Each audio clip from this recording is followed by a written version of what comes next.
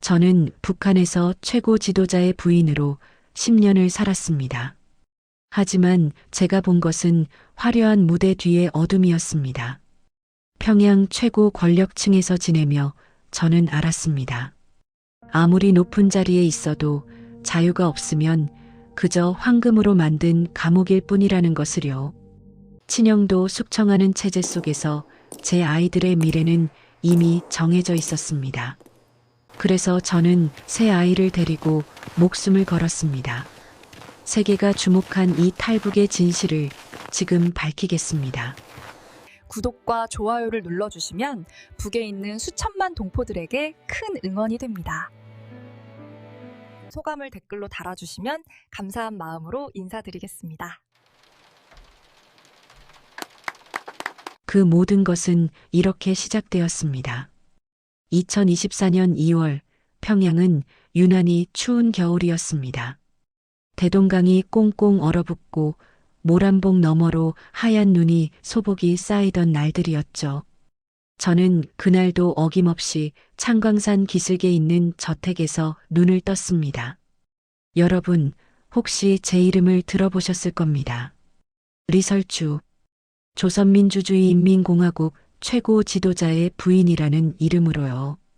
텔레비전 뉴스에서 보셨을 겁니다. 검은색 정장을 말끔하게 차려입고 남편 옆에서 미소 짓고 손 흔드는 제 모습을요. 명품 핸드백을 들고 최신 유행 구두를 신고 화려한 무대 위를 걷는 모습을요. 하지만 그건 여러분이 보신 모습일 뿐입니다. 진짜 제 삶은 달랐습니다. 아침 6시 비서가 노크를 합니다. 동지, 기상하셔야 합니다. 저는 부드러운 비단 이불을 걷어내고 일어납니다. 침대 옆 테이블에는 스위스산 시계가 놓여 있고 창문 너머로는 평양 시내가 한눈에 내려다 보입니다. 우리 집 마당만 해도 축구장 2개는 될 겁니다. 정원사 10명이 매일 나무를 가꾸고 요리사 5명이 주방에서 일하고 경호원 30명이 이 집을 지킵니다. 제 옷장에는 파리에서 온 옷들이 가득합니다. 샤넬, 디올, 구찌. 한번 입고 다시 입지 않는 옷도 많습니다. 신발장에는 200켤레가 넘는 구두가 있습니다. 화장대에는 세계 각국에서 들여온 화장품이 줄지어 있습니다. 아침을 먹으러 식당으로 갑니다. 긴 복도를 걸어가는데 양쪽에 경호원들이 차렷 자세로 서 있습니다. 저를 지키는 사람들이지만 동시에 저를 감시하는 사람들이기도 합니다. 제가 무슨 말을 하는지, 어디로 가는지, 누구를 만나는지 모든 것이 보고됩니다. 식탁에는 일본산 생선회, 프랑스산 치즈, 덴마크산 햄이 올라옵니다. 북한 주민들은 배급도 제대로 못 받아 굶주리는데 제 식탁에는 세계 각국의 음식이 넘쳐납니다. 처음에는 맛있게 먹었습니다. 하지만 시간이 지나면서 이 음식들이 목구멍으로 넘어가지 않았습니다. 아침 8시 비서가 오늘 일정을 브리핑합니다. 오늘 오전 10시 만수대의사당에서 문화예술 간부회의가 있습니다. 오후 2시 외교단 부인들과의 차 모임이 예정되어 있습니다. 저는 고개를 끄덕입니다.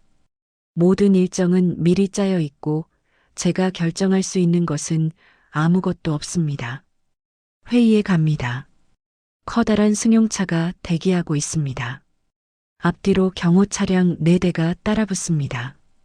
평양 거리를 달리는데 사람들이 차를 보고 고개를 숙입니다. 누가 타고 있는지는 모르지만 이 차량 행렬만으로도 높은 사람이 지나간다는 걸 압니다. 회의장에 도착하면 사람들이 일제히 일어나 박수를 칩니다. 동지께서 오셨습니다. 저는 미소를 짓고 손을 흔듭니다. 하지만 그 미소 뒤에 숨은 제 마음을 아무도 알지 못합니다. 회의가 끝나고 집으로 돌아오는 길, 차창 밖으로 평양 거리가 보입니다. 깨끗하게 정돈된 거리, 우뚝 솟은 건물들, 행진하는 군인들. 하지만 저는 압니다. 저 뒤편 평양 외곽에는 그리고 지방에는 굶주리는 사람들이 있다는 것을요. 저녁이 되면 새 아이들을 만납니다. 큰딸은 14살, 아들은 11살, 막내딸은 7살입니다. 아이들도 경호원들에게 둘러싸여 있습니다. 제가 아이들을 안아주려 해도 항상 누군가 지켜보고 있습니다. 엄마, 오늘 뭐 했어? 큰딸이 묻습니다. 저는 대답합니다. 회의 다녀왔단다. 평범한 대화조차 자유롭지 않습니다. 밤이 되면 혼자 방에 앉아 창밖을 바라봅니다. 평양 시내의 불빛이 반짝입니다. 하지만 저 너머는 깜깜합니다. 전기가 없어서입니다. 저는 이 화려한 불빛 속에 살지만 동시에 가장 어두운 곳에 갇혀 있습니다. 여러분, 이게 제 삶이었습니다. 모든 걸 가진 것처럼 보이지만 실은 아무것도 없었습니다. 명품 옷과 최고급 음식이 있었지만 자유가 없었습니다. 넓은 저택이 있었지만 그곳은 감옥이었습니다. 퍼스트레이디라는 지위가 있었지만 그것은 황금으로 만든 새장이었습니다. 그리고 저는 그때 아직 몰랐습니다. 제 삶이 곧 완전히 바뀔 거라는 것을요. 그 시작은 아주 작은 질문 하나에서 시작될 거라는 것을요. 그 질문은 2024년 3월 봄이 오려는 어느 저녁에 나왔습니다. 평양에도 봄바람이 불기 시작하고 대동강의 얼음이 녹아내리던 시절이었죠. 저는 그날도 공식 일정을 마치고 집으로 돌아왔습니다. 저녁 식사 시간이었습니다. 새 아이와 함께 식탁에 앉았습니다. 큰딸 주애는 14살이었습니다. 이제 많이 컸습니다. 예전처럼 엄마 품에 안기지도 않고 자기만의 생각이 많아진 나이였죠. 그날 주애가 갑자기 물었습니다. 엄마, 우리는 왜 다른 나라에 못 가요? 젓가락을 들고 있던 제 손이 멈췄습니다. 옆에서 경호원이 긴장하는 게 느껴졌습니다. 저는 최대한 침착하게 대답했습니다. 주애야, 우리는 중요한 위치에 있어서 그래. 아빠 일 때문에 쉽게 외국에 나갈 수가 없단다. 하지만 주애는 물러서지 않았습니다. 아이의 눈빛이 진지했습니다. 그런데 아빠는 어렸을 때 스위스에서 공부했잖아요. 아빠가 들려준 이야기, 엄마도 기억하시죠? 알프스 산맥, 깨끗한 거리, 자유롭게 다니는 사람들. 저도 그런 곳 가보고 싶어요. 제 가슴이 철렁했습니다. 남편이 가끔 아이들에게 자신의 유학 시절 이야기를 해준 적이 있었습니다. 스위스에서 본 눈 덮인 산, 초콜릿 가게, 자유롭게 거리를 걷던 사람들. 그 이야기를 들으며 자란 아이들은 바깥 세상에 대한 호기심을 키워왔던 겁니다. 주애야, 우리도 언젠가는 말을 잇지 못했습니다. 언젠가는 올까요? 우리에게 그런 날이 올까요?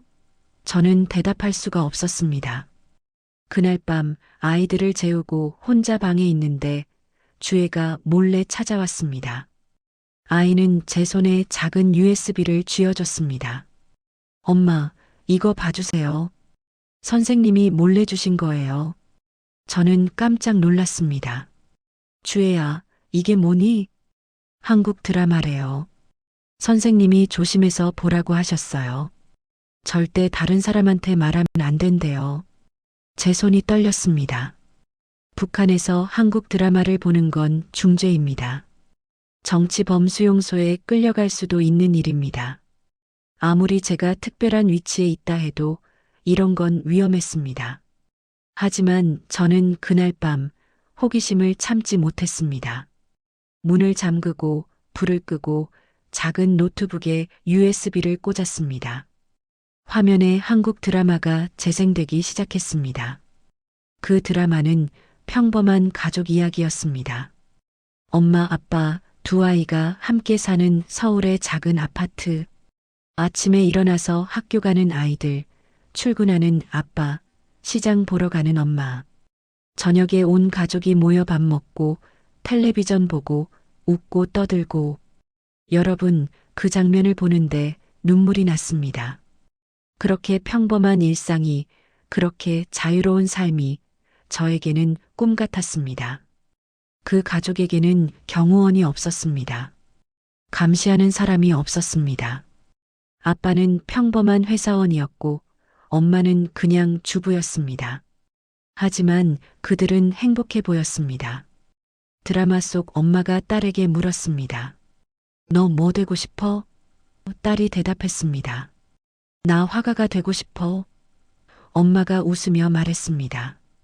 그래, 내가 하고 싶은 거 해. 엄마가 응원할게. 저는 그 장면에서 멈췄습니다. 제 딸에게 저런 질문을 해본 적이 있었나요? 주애에게 너 뭐 되고 싶어? 라고 물어본 적이 있었나요? 아니, 물어볼 필요도 없었습니다. 주애의 미래는 이미 정해져 있었으니까요. 김씨 왕조의 후계자로 키워질 운명이었으니까요. 그날 밤 저는 새벽까지 잠을 이루지 못했습니다. 계속 생각했습니다. 자유가 뭘까? 평범함이 뭘까? 행복이 뭘까? 다음 날 아침 주애가 물었습니다. 엄마 봤어요? 저는 고개를 끄덕였습니다. 주애가 조용히 말했습니다. 엄마, 저기 사람들은 왜 저렇게 웃어요? 우리는 왜 안 웃어요? 저는 대답할 수가 없었습니다. 여러분, 그때 저는 깨달았습니다. 제가 제 아이에게 자유에 대해서, 행복에 대해서, 꿈에 대해서 아무것도 설명해 줄 수 없다는 것을요. 아니, 설명할 수 없는 게 아니라 줄 수 없다는 것을요. 그날부터 저는 달라지기 시작했습니다. 공식 석상에서 미소 지을 때마다 드라마 속 그 평범한 엄마의 웃음이 떠올랐습니다. 화려한 옷을 입을 때마다 자유롭게 시장 보러 가던 그 엄마가 생각났습니다. 그리고 저는 알았습니다. 제가 아무리 높은 자리에 있어도 제 아이들에게 진짜 중요한 것을 줄 수 없다는 것을요. 자유를요. 선택할 권리를요. 평범하게 살 수 있는 기회를요.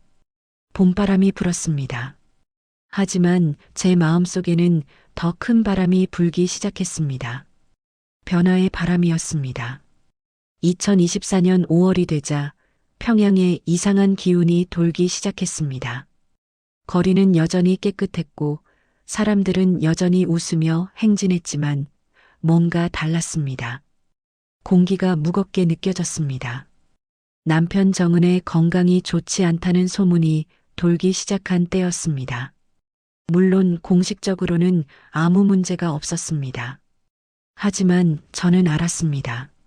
남편의 걸음걸이가 예전 같지 않다는 것을요. 숨을 가쁘게 쉬는 횟수가 늘었다는 것을요. 그리고 그럴 때마다 평양 안에서는 권력 다툼이 시작됩니다. 여러분도 아시다시피 높은 자리에서는 항상 그렇습니다. 누가 다음 자리를 차지할까? 누가 더 큰 힘을 가질까?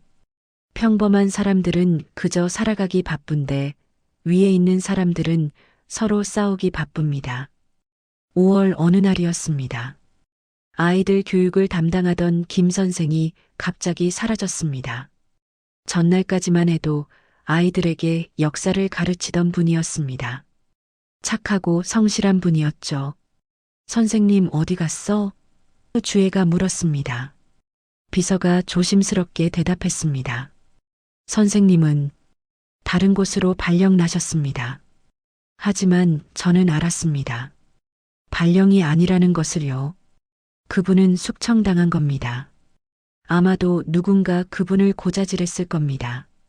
아이들에게 이상한 것을 가르쳤다고, 체제를 비판했다고 뭐라도 만들어서 말입니다.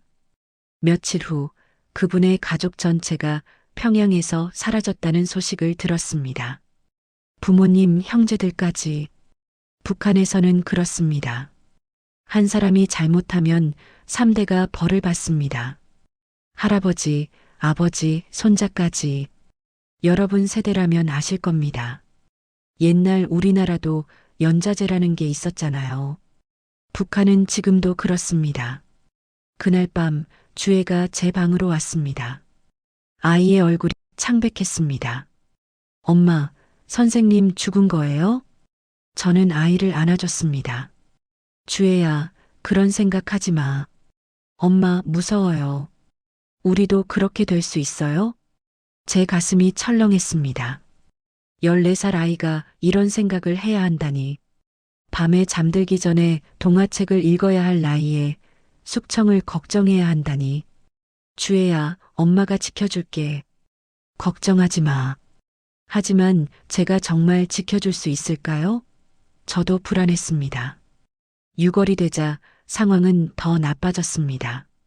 친정에서 연락이 왔습니다. 아버지가 돌아가셨습니다. 평양음악대학 교수셨던 아버지. 조용히 음악만 가르치던 분이셨는데 갑자기 심장마비로 돌아가셨다고 했습니다. 장례식장에 갔을 때 언니 설이가 제 귀에 속삭였습니다. 설주야, 조심해. 요즘 우리 집안도 감시받고 있어. 왜? 너 때문이야. 내가 너무 높은 자리에 있으니까 오히려 위험한 거야. 혹시라도 쿠데타라도 일으키면 어쩌나 싶어서 우리 가족까지 다 감시하는 거야. 저는 그제야 깨달았습니다. 제 지위가 저를 지켜주는 게 아니라 오히려 위험에 빠뜨리고 있다는 것을요. 그리고 제 가족까지 위험하게 만들고 있다는 것을요. 장례식을 마치고 집으로 돌아오는 길, 차 안에서 문득 생각했습니다. 2017년 남편의 형 정남이가 말레이시아에서 암살당했던 일을요. 여러분도 뉴스에서 보셨을 겁니다. 공항에서 독극물에 당했다고. 자기 친형을 죽인 사람입니다. 제 남편은. 그때는 혁명을 위해서 어쩔 수 없었겠지라고 생각하려 했습니다. 하지만 지금은 달랐습니다. 친형도 죽이는 사람인데 부인과 자식들은 어떻게 될까요? 언젠가 제가 방해가 된다고 생각하면 저도 그렇게 될까요? 밤에 새 아이를 바라보았습니다. 주애는 책을 읽고 있었고, 둘째 아들은 그림을 그리고 있었고, 막내 딸은 인형을 가지고 놀고 있었습니다. 평범한 아이들이었습니다. 웃고, 울고, 뛰어놀고, 꿈꾸는 그냥 아이들이었습니다. 하지만 이 아이들의 미래는 평범하지 않을 겁니다. 주애는 벌써 후계자 교육을 받기 시작했습니다. 위대한 백두혈통을 이어받은 주체의 계승자로 키워지고 있었습니다. 아이는 그냥 평범하게 학교 가고 친구 만나고 좋아하는 걸 배우고 싶을 텐데 그날 밤 창밖을 바라보았습니다. 평양시내 불빛이 반짝이고 있었습니다. 하지만 저는 이제 알았습니다. 저 불빛이 얼마나 덧없는지를요. 언제든 꺼질 수 있다는 것을요. 제 손을 꼭 쥐었습니다. 손톱이 손바닥에 박힐 정도로 세게 쥐었습니다. 그리고 결심했습니다. 이대로는 안 돼. 뭔가 해야 해. 아이들을 지켜야 해. 하지만 어떻게? 어디로? 저는 아직 몰랐습니다. 다만 한 가지는 확실했습니다. 이대로 가다가는 우리 모두 파멸할 거라는 것을요. 여름밤 평양은 조용했습니다. 하지만 제 마음속에는 폭풍이 불고 있었습니다. 7월이 되었습니다. 평양은 무더웠습니다. 대동강변에는 사람들이 나와서 더위를 식히고 아이들은 물장난을 치고 있었습니다.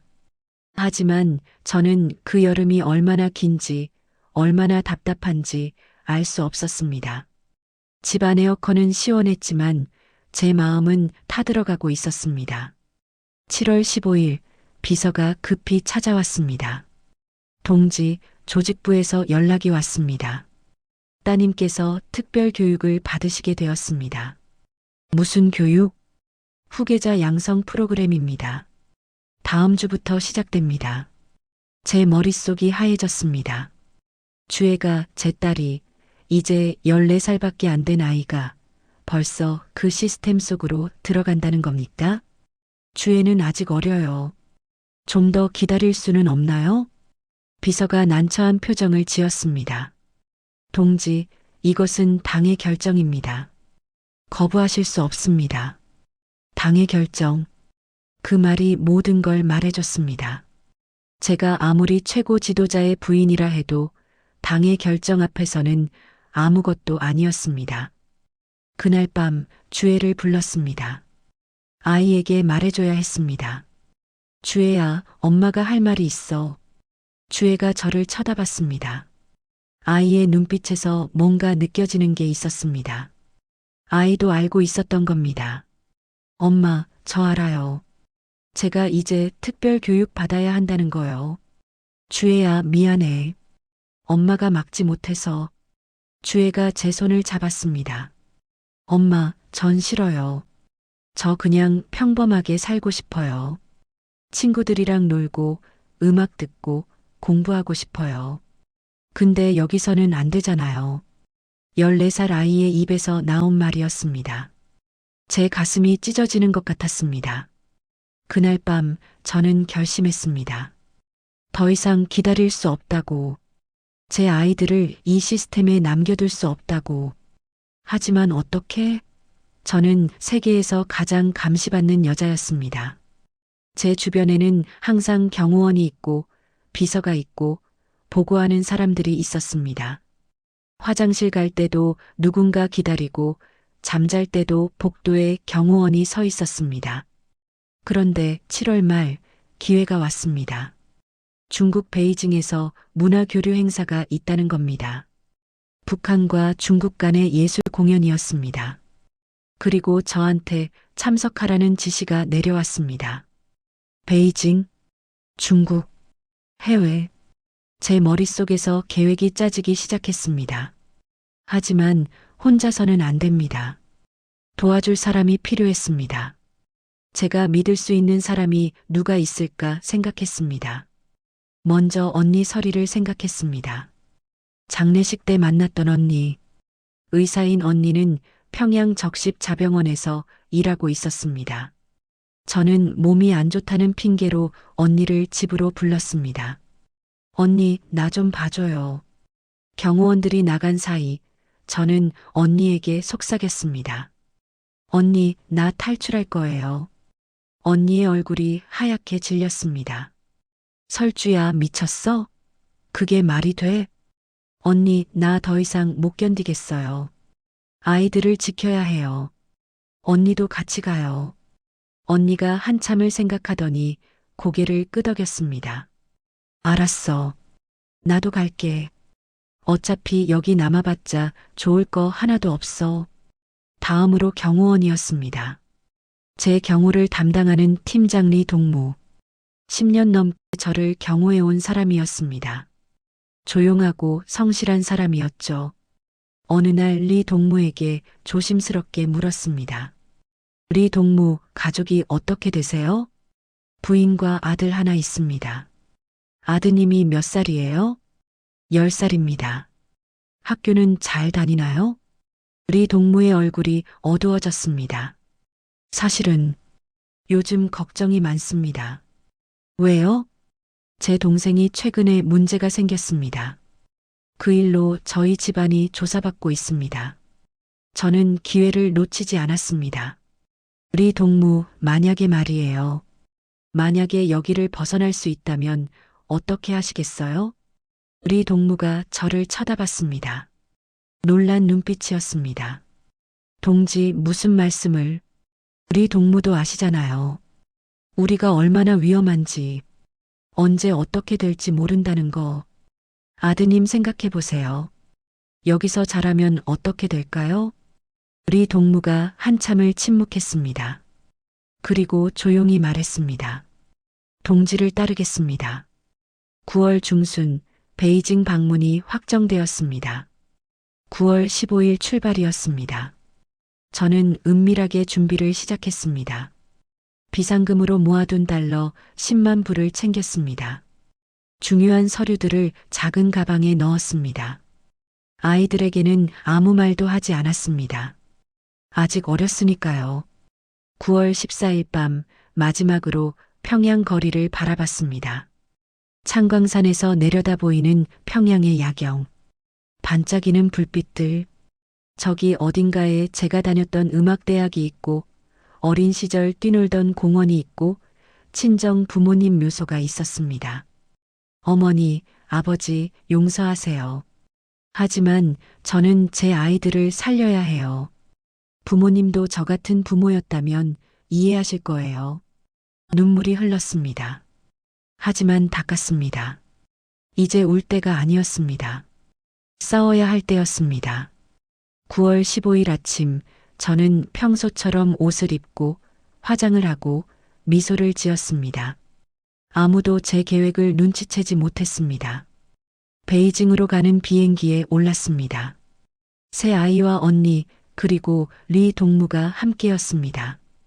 다른 경호원들과 수행원들도 있었지만 그들은 몰랐습니다. 비행기가 이륙했습니다.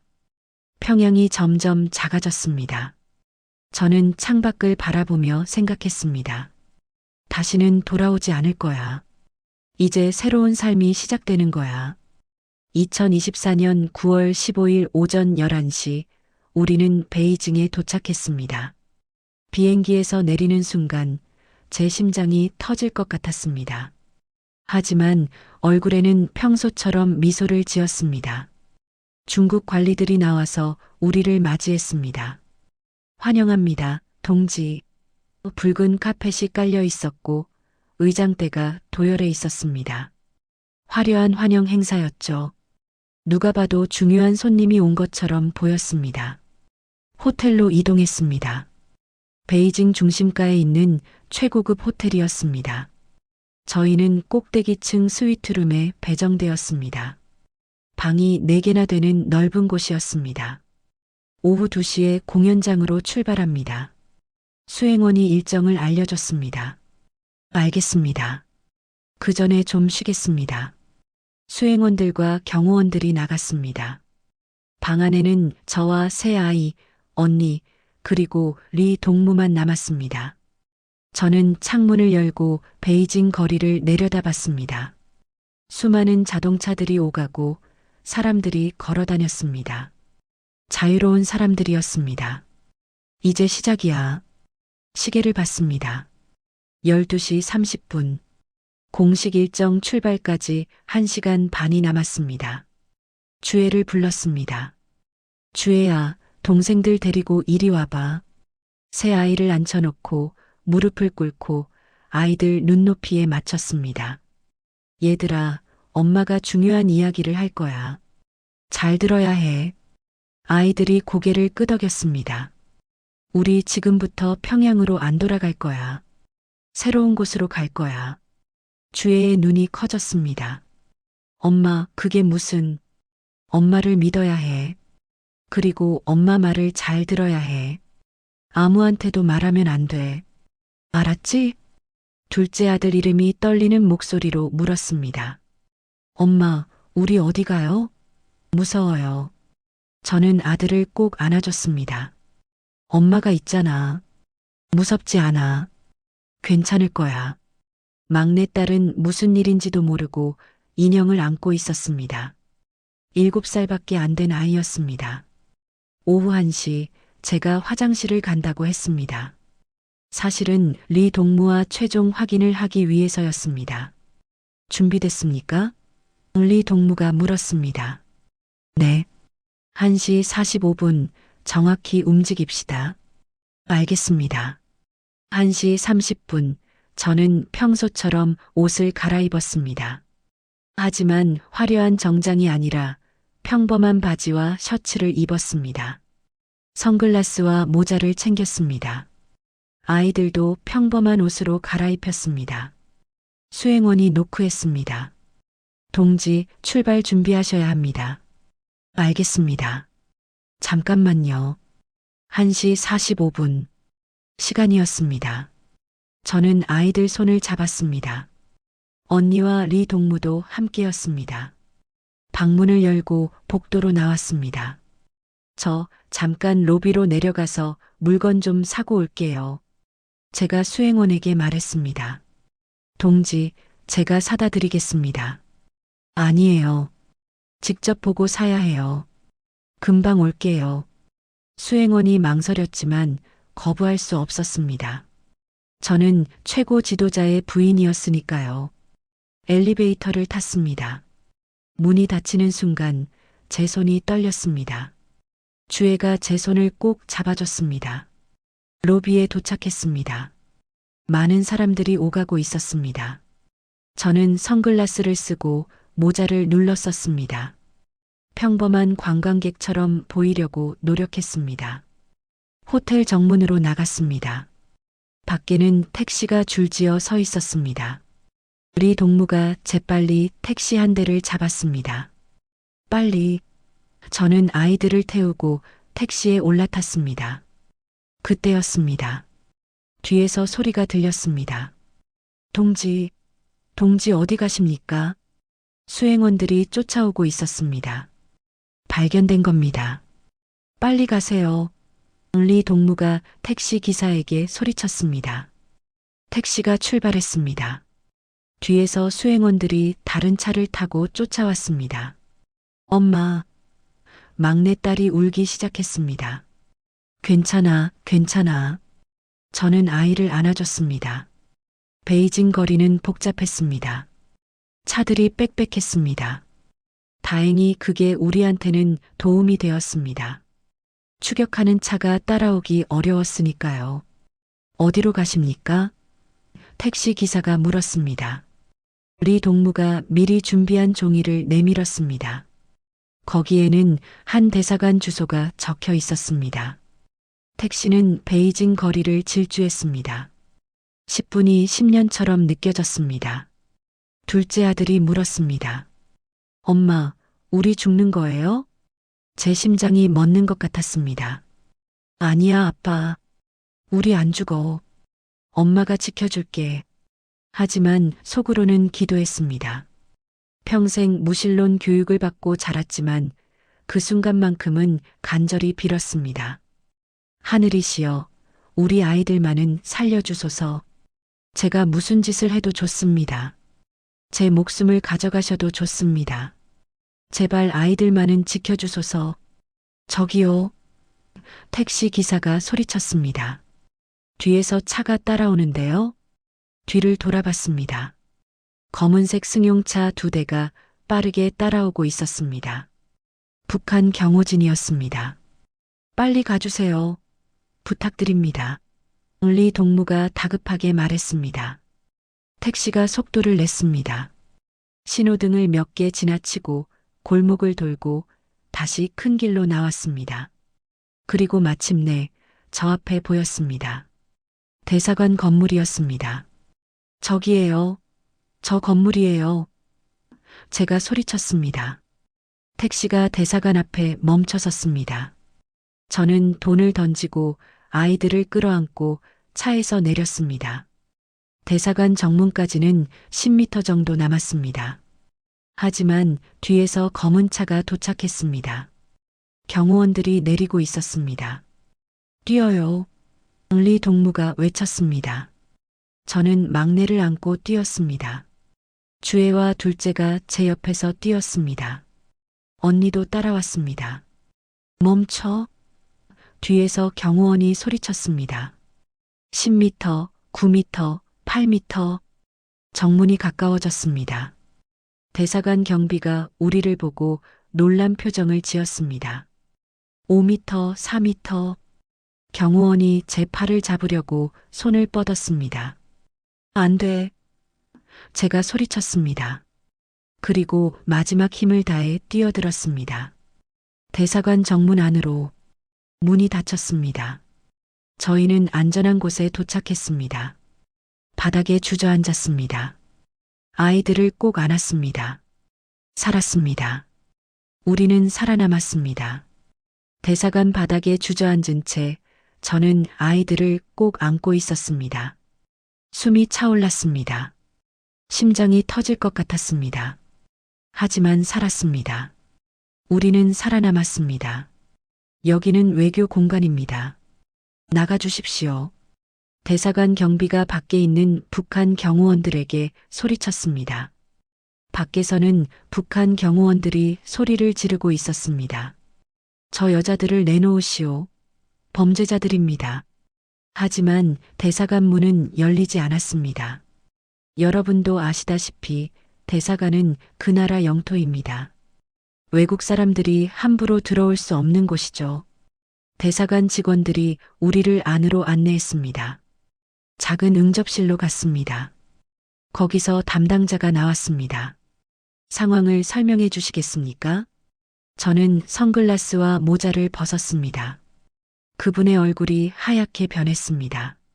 저를 알아본 겁니다. 저는 리설주입니다. 우리는 대한민국으로 가고 싶습니다. 그분이 말을 잇지 못했습니다. 당연했습니다. 세계가 아는 그 사람이 김정은의 부인이 지금 대사관 응접실에 앉아 있었으니까요.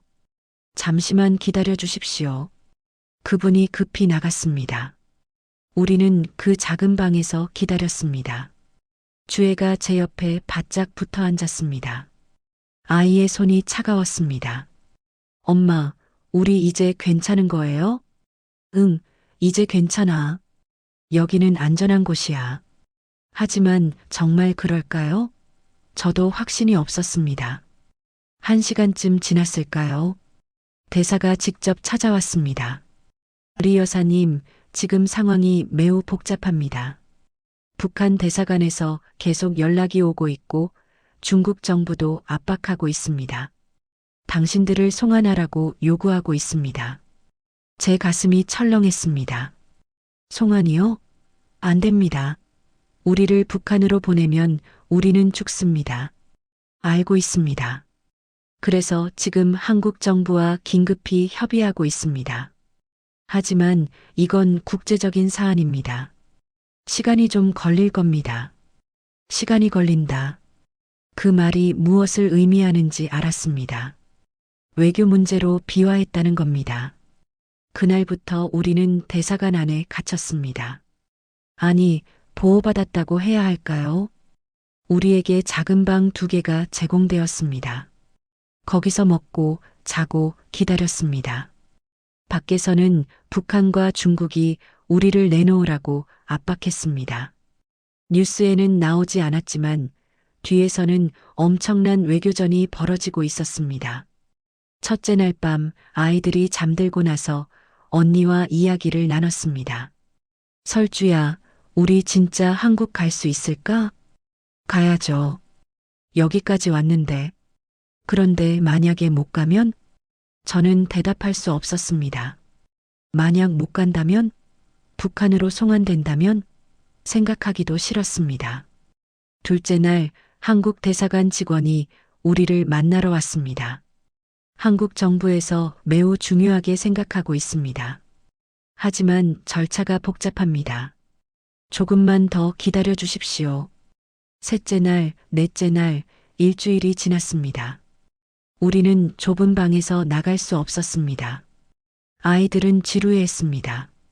특히 막내는 계속 울었습니다. 엄마, 나 밖에 나가고 싶어요. 답답해요. 조금만 참자, 아가. 곧 나갈 수 있어. 하지만 곧이 언제인지는 아무도 몰랐습니다. 대사관에는 조선족 출신 직원이 한 분 계셨습니다. 중국 국적이지만 우리말을 하는 분이었죠. 그분이 가끔 우리를 찾아와서 위로해 주셨습니다. 여사님, 힘내세요. 같은 핏줄이잖아요. 제 할머니도 북쪽 출신이세요. 꼭 자유를 찾으실 거예요. 그분의 말이 큰 위로가 되었습니다. 2주째가 되었습니다. 둘째 아들이 물었습니다. 엄마, 아빠가 우리 찾으러 와요? 제 심장이 쿵 내려앉았습니다. 남편 이야기를 하는 아이는 처음이었습니다. 아빠는 우리를 찾지 못할 거야. 왜요? 아빠가 우리 버렸어요? 아니야. 우리가 아빠를 떠난 거야. 우리가 더 좋은 곳에 가기 위해서. 아이가 울기 시작했습니다. 나 아빠 보고 싶어요. 저도 눈물이 났습니다. 아이들한테는 아빠였습니다.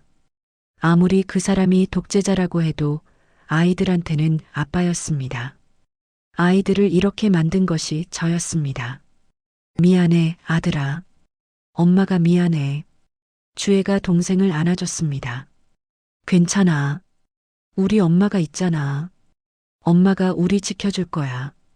14살 딸이 엄마를 위로해주고 있었습니다. 3주째가 되었습니다. 9월도 끝나고 10월이 되었습니다. 저는 점점 불안해졌습니다. 정말 우리가 한국에 갈 수 있을까? 그러던 어느 날 대사가 찾아왔습니다. 그분의 얼굴에 미소가 있었습니다. 좋은 소식입니다.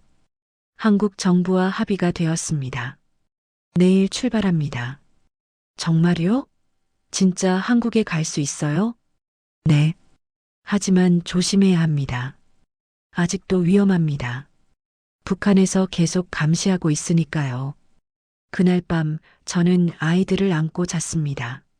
3주 만에 처음으로 편하게 잠들 수 있었습니다. 다음 날 새벽 우리는 대사관을 빠져나갔습니다. 검은색 차량에 타고 공항으로 향했습니다. 창밖으로 베이징 거리가 지나갔습니다. 안녕, 베이징. 우리가 자유를 찾은 곳. 비행기에 올랐습니다. 동남아시아 어느 나라로 가는 비행기였습니다. 거기서 다시 한국으로 가는 거라고 했습니다. 비행기가 이륙했습니다. 중국 땅이 점점 멀어졌습니다. 저는 창밖을 보며 생각했습니다. 이제 정말로 시작이구나. 새로운 삶이. 비행기는 구름 위를 날았습니다. 창밖으로 하얀 구름이 보였습니다. 마치 솜사탕 같았습니다. 막내딸이 신기하다는 듯 창밖을 바라봤습니다. 엄마, 저기 구름 위에 천사가 살아요? 저는 아이의 머리를 쓰다듬었습니다. 그럴지도 모르지. 그리고 그 천사가 우리를 지켜주고 있을 거야. 우리는 동남아시아 어느 나라로 향하고 있었습니다. 거기서 하루 묵고 다음 날 한국으로 가는 계획이었습니다. 한국 정부 사람들이 동행하고 있었습니다. 정보원들이었습니다. 우리를 안전하게 한국으로 데려가는 임무를 맡은 분들이었죠. 조심하셔야 합니다. 북한에서 추적하고 있을 수 있습니다. 그분들이 말했습니다. 비행기는 4시간을 날아서 목적지에 도착했습니다. 공항에 내렸습니다. 더운 바람이 불었습니다. 동남아시아는 덥고 습했습니다. 우리는 평범한 관광객처럼 보이려고 노력했습니다. 선글라스를 쓰고 모자를 눌러 쓰고 캐리어를 끌면서 걸었습니다. 하지만 제 심장은 계속 두근거렸습니다. 입국 심사를 통과할 때였습니다. 심사관이 여권을 보더니 무언가 이상하다는 표정을 지었습니다. 제 손에 땀이 났습니다. 잠시만요. 심사관이 뒤로 들어갔습니다. 발각됐나? 하지만 한국 정보원이 재빨리 다가가서 뭔가 이야기를 나눴습니다. 심사관이 고개를 끄덕이고 도장을 찍어줬습니다. 통과하십시오. 후, 안도의 한숨이 나왔습니다. 호텔로 이동했습니다. 작은 호텔이었습니다. 베이징에서 머물렀던 최고급 호텔과는 달랐습니다. 하지만 저는 이곳이 더 좋았습니다. 평범했으니까요. 방에 들어가서 짐을 풀었습니다. 아이들은 피곤한지 금방 잠들었습니다. 저는 창가에 앉아서 밖을 내다봤습니다. 거리에는 오토바이들이 오가고 노점상들이 음식을 팔고 사람들이 웃으며 이야기하고 있었습니다. 평범한 일상이었습니다. 저도 저런 평범한 삶을 살 수 있을까요? 밤에 언니와 이야기를 나눴습니다. 설주야, 여기까지 오니까 실감이 나네. 우리 진짜 북한을 떠난 거구나. 언니, 무섭지 않아요? 무섭지. 하지만 돌아가고 싶진 않아. 너는? 저도 고개를 저었습니다. 아니요. 절대 돌아가고 싶지 않아요. 다음 날 아침 일찍 우리는 다시 공항으로 향했습니다. 한국으로 가는 비행기를 타기 위해서였습니다. 공항 입구에서였습니다. 갑자기 한국 정보원이 저를 가로막았습니다. 잠깐만요. 저기 저 사람들 좀 보세요. 멀리 2명의 동양인 남자가 우리를 쳐다보고 있었습니다. 보통 사람들 같았지만 뭔가 달랐습니다. 눈빛이 날카로웠습니다.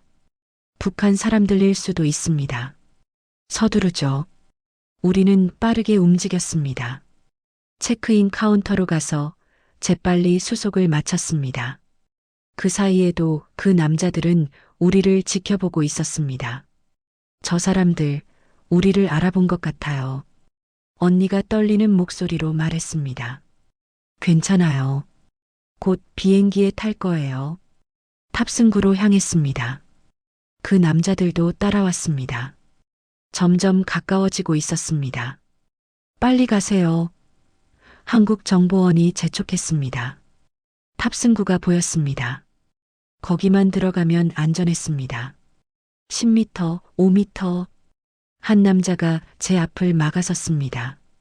실례지만 여권 좀 볼 수 있을까요? 저희는 공항 보안이. 하지만 한국정보원이 그 사이에 끼어들었습니다. 이분들은 제 손님입니다. 비키시죠. 순간적으로 긴장감이 흘렀습니다. 하지만 공항이라 큰 소동을 벌일 수는 없었습니다. 우리는 재빨리 탑승구로 들어갔습니다. 비행기에 올랐습니다. 자리에 앉았습니다. 심장이 터질 것 같았습니다. 주애가 제 손을 꼭 잡았습니다. 엄마, 괜찮아요? 응, 이제 괜찮아. 곧 출발할 거야. 비행기 문이 닫혔습니다. 엔진 소리가 들렸습니다. 비행기가 움직이기 시작했습니다. 활주로를 달렸습니다. 속도가 빨라졌습니다. 그리고 마침내 비행기가 떠올랐습니다. 땅이 점점 멀어졌습니다. 건물들이 작아졌습니다.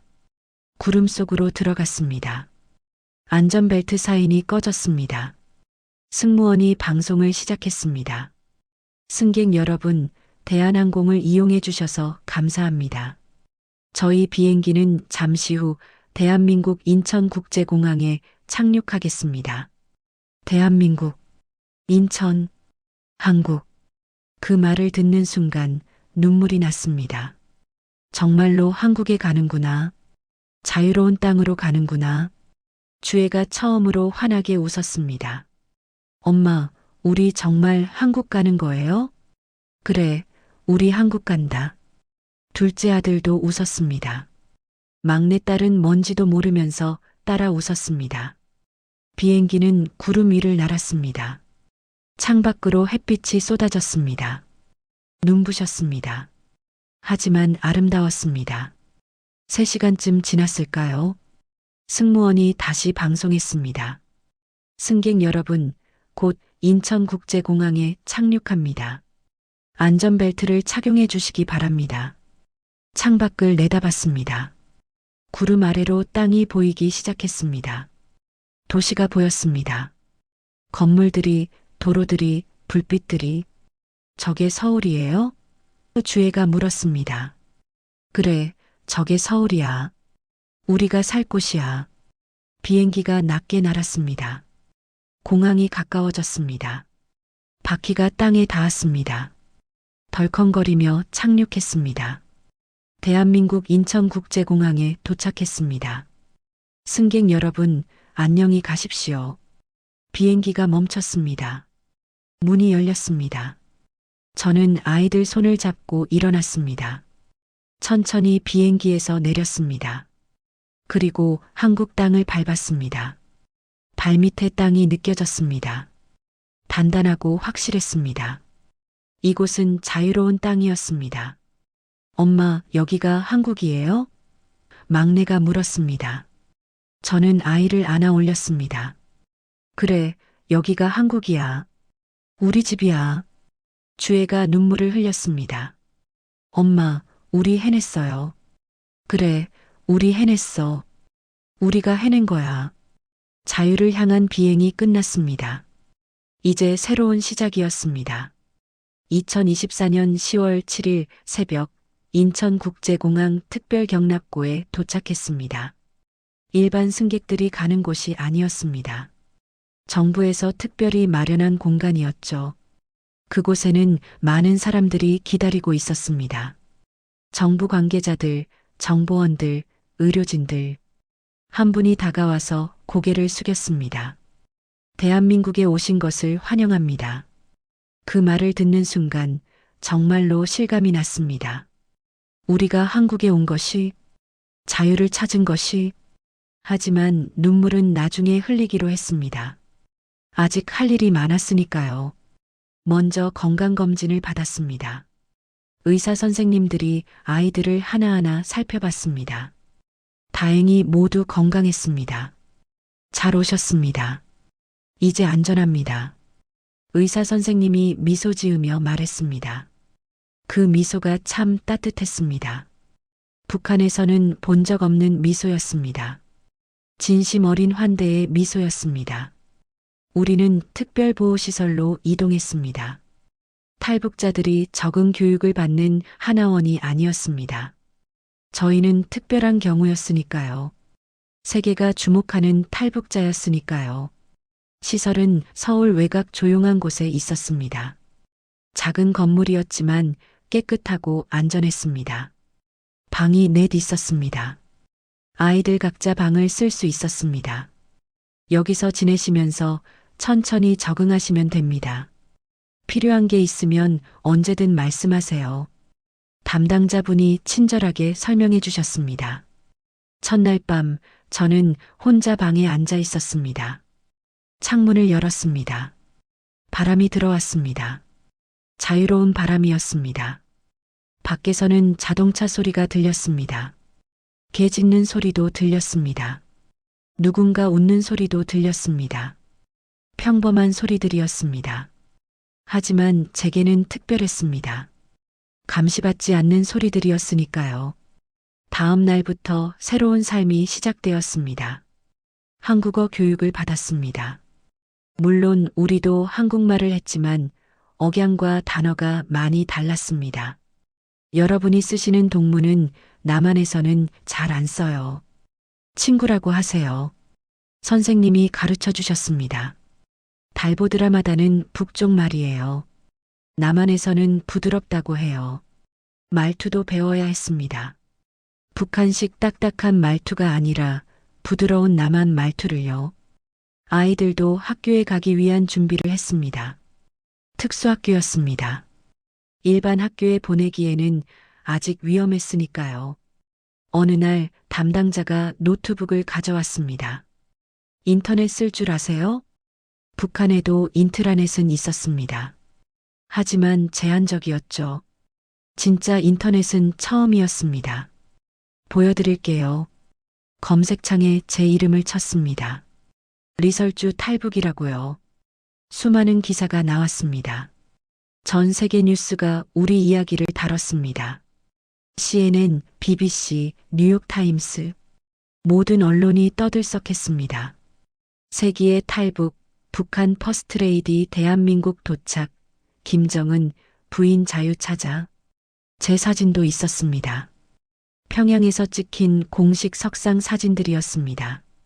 그때의 저는 웃고 있었지만 지금 보니 그 웃음이 얼마나 공허했는지 알겠습니다. 댓글을 읽어봤습니다. 한국 사람들, 세계 사람들의 반응이었습니다. 용기 있는 결단이다. 아이들을 위한 어머니의 사랑, 자유를 선택한 용기. 하지만 다른 댓글도 있었습니다. 정말일까? 북한의 계략 아닐까? 믿을 수 있을까? 당연한 반응이었습니다. 저도 이해했습니다. 하지만 가슴 한편이 아팠습니다. 며칠 후 아이들과 함께 근처 편의점에 갔습니다. 경호원들과 함께였지만 그래도 밖에 나간다는 것 자체가 신기했습니다. 편의점 문을 열고 들어갔습니다. 불빛이 환했습니다. 선반에는 온갖 물건들이 가득했습니다. 과자, 음료수, 라면, 빵. 엄마, 이거 다 살 수 있어요? 둘째가 물었습니다. 그래, 다 살 수 있어. 정말요? 배급표 없이도요? 저는 웃었습니다. 그리고 울었습니다. 아이가 배급표 없이 물건을 산다는 게 신기한 거였습니다. 그래, 배급표 없어도 돼. 여기서는 돈만 있으면 뭐든 살 수 있어. 아이들이 신나서 과자를 골랐습니다. 초콜릿도 골랐습니다. 음료수도 골랐습니다. 평범한 아이들처럼요. 계산대에서 돈을 냈습니다. 점원이 웃으며 물건을 건네줬습니다. 그냥 평범한 거래였습니다. 하지만 제게는 특별했습니다. 자유롭게 사고 파는 것이었으니까요. 밤에 텔레비전을 켰습니다. 뉴스가 나왔습니다. 자유롭게 정부를 비판하는 뉴스였습니다. 북한이었다면 상상도 못할 일이었습니다. 드라마도 봤습니다. 주애가 대사관에서 보여준 그 드라마였습니다. 평범한 가족 이야기. 이제 우리도 저렇게 살 수 있을까요? 어느 날 담당자가 말했습니다. 곧 새로운 신분증을 받으실 겁니다. 그리고 새로운 이름도 선택하셔야 합니다. 안전을 위해서요. 새로운 이름, 새로운 시작이었습니다. 아이들은 뭐라고 부를까요? 언니가 물었습니다. 평범한 이름이 좋겠어요. 너무 튀지 않는 이름으로요. 우리는 새로운 이름을 지었습니다. 저도 언니도 아이들도. 리설주는 이제 과거가 되었습니다. 어느 날 밤 창밖을 보는데 북쪽 하늘이 보였습니다. 저 너머 어딘가에 평양이 있을 것입니다. 친정 부모님 묘소가 있을 것입니다. 제가 자란 집이 있을 것입니다. 어머니, 아버지, 용서하세요. 하지만 저는 제 아이들을 살려야 했어요. 눈물이 흘렀습니다. 하지만 후회하지는 않았습니다. 주애가 제 옆에 왔습니다. 엄마, 괜찮아요? 응, 괜찮아. 이제 우리 행복하게 살자. 엄마, 저 학교 가면 뭐가 되고 싶은지 물어볼 수 있어요? 그럼 당연하지. 내가 하고 싶은 거 뭐든 할 수 있어. 주애가 환하게 웃었습니다. 좋겠다. 진짜 자유네요. 여러분, 저는 모든 걸 가졌었습니다. 권력도 명예도 재산도. 하지만 가장 중요한 것이 없었습니다. 자유가 없었습니다. 지금 저는 아무것도 없습니다. 새로운 이름으로 새로 시작해야 합니다. 하지만 가장 중요한 것을 가졌습니다. 자유를 가졌습니다. 자유는 공짜가 아니었습니다. 모든 것을 버리고 얻은 것입니다. 하지만 후회하지 않습니다. 제 아이들이 자유롭게 웃습니다. 그것만으로도 충분합니다. 대한민국에서의 새로운 삶이 시작되었습니다.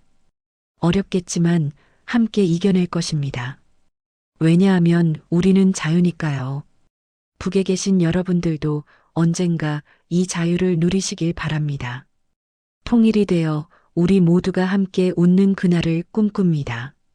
감사합니다. 여러분, 자유를 소중히 여기세요. 그것은 무엇과도 바꿀 수 없는 가장 귀한 것입니다.